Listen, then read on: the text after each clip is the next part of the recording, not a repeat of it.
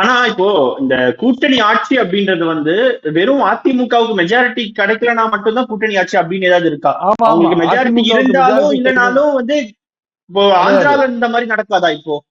அந்த மாதிரி சான்ஸே கிடையாது. அதுக்கு ஒத்துக்கவே இல்லையா எடப்பாடி. எடப்பாடி அதிகாரத்தில் ம், பங்கு என்ற விஷயத்துல கொள்கை ரீதியான ஒரு முடிவுல இருக்காரு. அவர் ஒத்துக்க மாட்டார். அதெல்லாம் ம், கேட்கணும். ஆக்சுவலா ரிப்போர்ட்டர்ஸ் அதெல்லாம் கேட்கணும். போனவங்க அதெல்லாம் கேட்கணும்.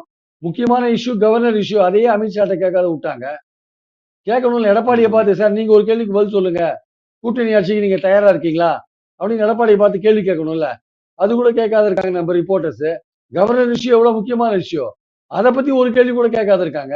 நம்ம போற நம்ம ரிப்போர்ட்டர்ஸ் அப்படி இருந்தாங்கன்னா அப்புறம் எப்படி நம்ம முக்கியமான விஷயங்கள் எப்படி வாங்க முடியும்? ஆக்சுவலா இதெல்லாம் முக்கியமான கேள்வி. நீ கூட்டணி ஆட்சி நீங்க சொல்றீங்க, உங்க பக்கத்துல உட்கார்ந்து இருக்கிற கூட்டணிக்கு தலைமை தாங்குற எடப்பாடி அதை சொல்லணும்ல. அதனாலதான் அவர் சொல்லல. இன்னும் வந்து பல விஷயங்கள்லாம் இருக்கு ஆக்சுவலா. அதனால அவர் வாய மூடிட்டு இருக்காரு. அவர் ஆக்சுவலா அவருக்கு தேர்தல் 10 மாசம் இருக்கிறதுனால அரசியல் வந்து ஒவ்வொரு நாளும் வந்து மாறுதலுக்கு உட்பட்டது அரசியல்லாம். அதனால வாய மூடிட்டு இருக்காங்க. தற்சமயத்துக்கு இன்னைக்கு லெவல்ல அதிமுக பாஜக கூட்டணி உறுதியா இருக்கு.